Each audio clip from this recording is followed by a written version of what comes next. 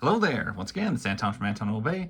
Thank you guys for stopping by the collection room. As you can see, I have been doing some remodeling, and well, not remodeling, but repositioning everything, trying to organize stuff and make it a little bit easier access and easier to see what I have.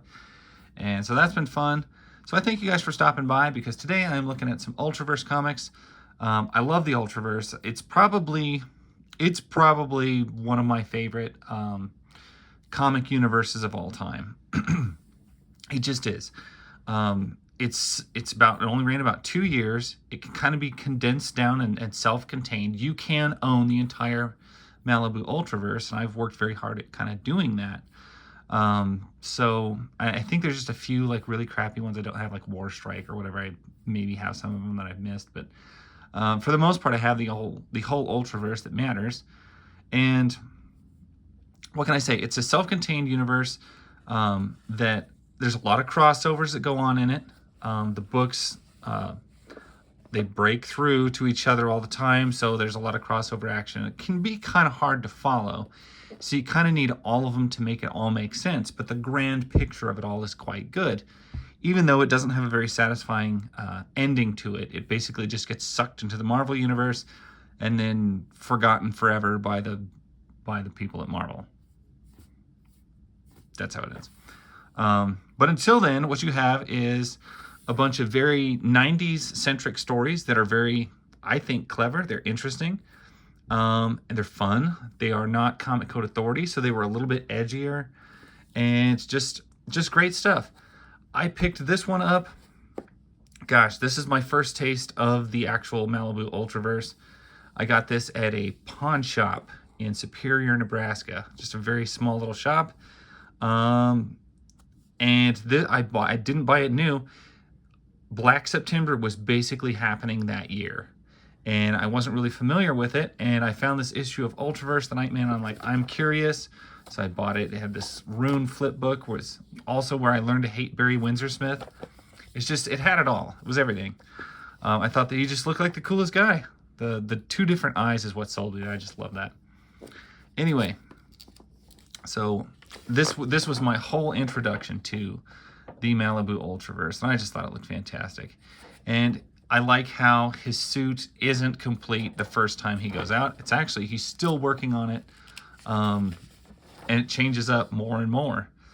And just, I love how it threw everything together all at you right at once. He's on his first thing where he's trying to be a superhero. He plays jazz. I loved his 90s little round sunglasses there.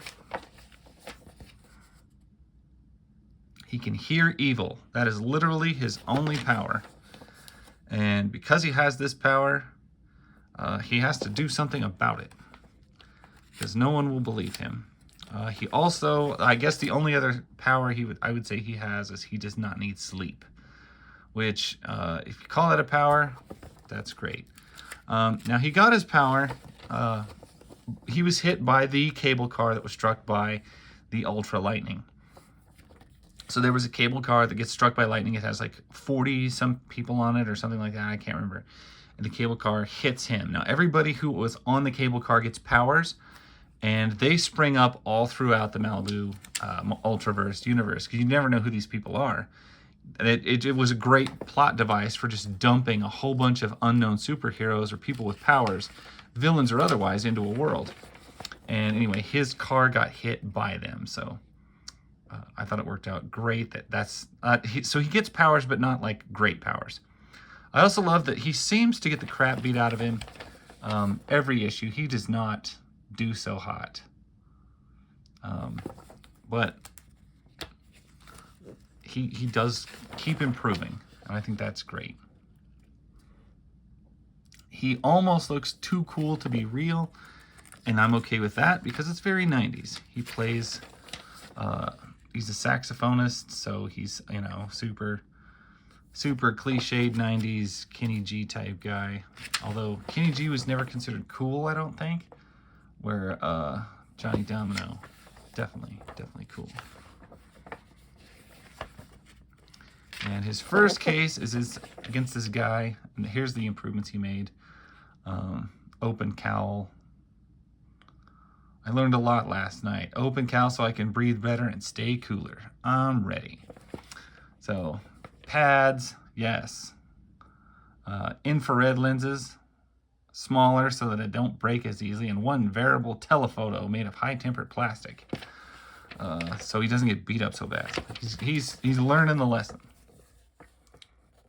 And he can hear evil, and he finds out that this waitress is not a waitress anymore. She has had her face cut off and is being worn by this lunatic who just cuts people's faces off and wears them. And he is grossed out by this concept, as he should be. And this creepy guy just keeps wearing people's faces. I think they do kill him eventually. I can't remember if he dies in this.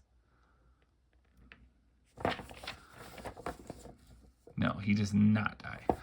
But yeah, that is your first exposure to the Nightman, your first case. You get a Rune short story, which I guess I will flip over and show to you. It is just ghastly Barry Windsor-Smith art on this stuff, and I hate it because it looks terrible. I really hate it. Yeah, that's where I learned how to hate him. Anyway, first issue of Nightman was a big deal to me. I was super impressed. And then I got the most of the rest of the Ultraverse. I just picked them up through, what was the company? East Coast Comics. Sold a lot of them for like 25 cents, 50 cents. And I was able to just order so much of the stuff online through the days, or through the months. As I first started collecting, it was the first comic book universe I really started getting into. Now I got into Marvel, of course, later. I've always struggled getting into DC, but Malibu stuff, I just loved it. This features this terrible guy, the Mangler. And one of my favorite lines, probably from the whole thing. Where is it? Anyway, this kid, this guy is like the villain. But this kid he's a rich, like billionaire's kid, and this is his plaything. And he gets to basically mangle and torture this guy for years. And that's why this guy's trying to kill him. So, like, the Nightman is trying to save this monster, or this kid. But, you know, he's also like, man, I understand why this guy wants to kill him, because he's awful. One of the best lines in the whole thing is the kid yells, "Break his collarbone." He hates that. And it's like, oh my gosh. The nastiest thing this little kid yells it, and it's insane. He ended up using that. This guy wanted to fight my brother, and I was told the guy, I was like, "Oh, break his collarbone. He hates that." And the guy was like, "Oh my God, no. I don't know how you guys play, but I am not playing with you guys." He like stopped the fight.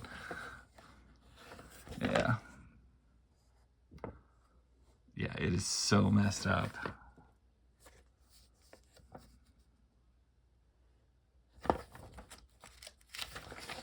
So yeah, he ends up like helping out this kid who made this guy a monster. I don't know, it's really twisted because the villain is, I mean, awful and villainous, but you also like feel bad for him majorly. It is one of the more messed up characters and stories that I have come across.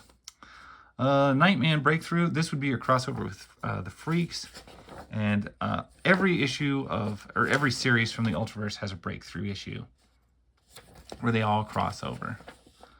It just depends who they cross over with and what they're doing at the time, and it is what it is. Looks like we're still dealing with Mangler at this point. He's running with the Freaks.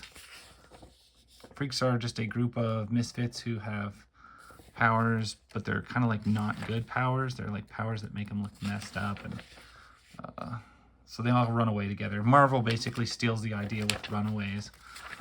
Very similar. Beware the new werewolves.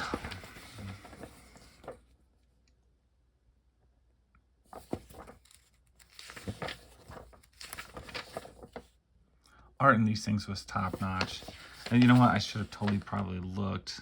1993. That's what I thought.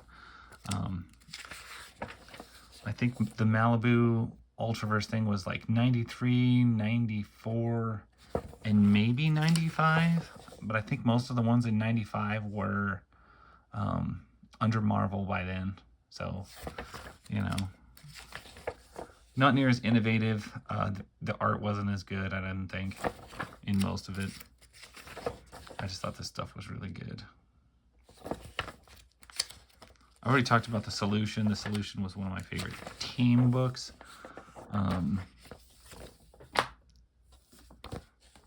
Oof. We'll put these up there. I just thought this was a cool cover. Nightman issue number 4. Jump On Now. They put that in there so you'd know, okay, this is about the only good time to get in on this book, because otherwise the plots are a mess and you got to really, really try to catch up. And this is, what is this lady's name? Rhiannon? I think it's Rhiannon. I can't remember. She is a repeated villain in the book, but he also like kind of flings. It's basically his Catwoman. She's a villain, but also he likes her. Power failure.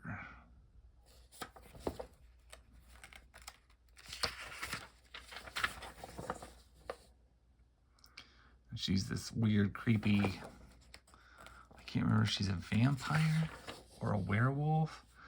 There's something weird with her where she's like ancient and evil, but he likes her anyway. Tower of Trap scenario. If you're familiar with that reference.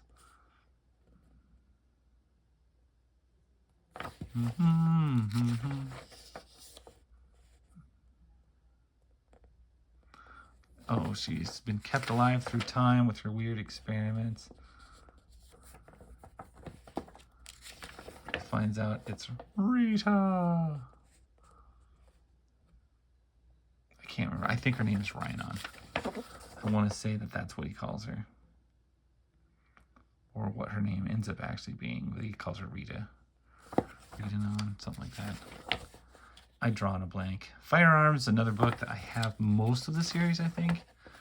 I got all the primes, got all the runes, got all the strangers, got all the freaks, got all the hard case. It's a good series. Nightman was good stuff. I want to say it ran 26 issues, making it one of the, or no, 23 issues. Not one of the more longer running, but not the longest running. I think the longest running was Prime. So anyway, that's the series. That's a book. I'm going to see, I kind of want to do more of these because I really love the Ultraverse and I just want to go through more of it. Just because I love this universe. It's so small. I feel like it just needs looked at. So anyway, that's my thoughts. That's my story. Thank you guys so much for watching. I will catch you later. Bye.